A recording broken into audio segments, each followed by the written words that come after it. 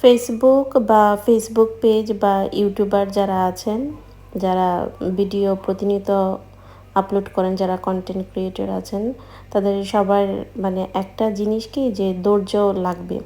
যারা নতুন ইউজার আছেন তাদের উদ্দেশ্যেই বলছি যে ধৈর্য যদি না রাখেন তাহলে কোনো মানে কোনো প্ল্যাটফর্মই আসলে এগিয়ে যেতে পারবেন না, সেটা যে কোনো প্ল্যাটফর্ম হোক। অবশ্যই ধৈর্য সহকারে কাজ করতে হবে।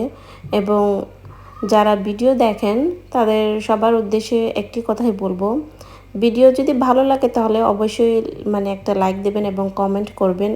আর অবশ্যই ফুল ওয়াচ করে কমেন্টটা করবেন, কারণ আপনি যদি ফুল ওয়াচ না করেন সেটা কিন্তু অবশ্যই ইউটিউবের মানে যে রোবট আছে সেটাও কিন্তু খেয়াল করতেছে, বা ফেসবুকের যে রোবট আছে সেটাও কিন্তু খেয়াল করতেছে। তো সবার উদ্দেশ্যেই আমি বলবো যে অর্ধেক দেখলাম, দেখে ভালো লাগলো না, তারপরে কমেন্ট করে গেলাম, এটা কখনোই করবেন না। এতে আপনারও ক্ষতি হচ্ছে, আমারও কিন্তু ক্ষতি হচ্ছে। পুরো ভিডিওটা সুন্দর করে দেখে ওয়াচ করে তারপরে গঠনমূলক একটা কমেন্ট করে যাবেন। ধন্যবাদ।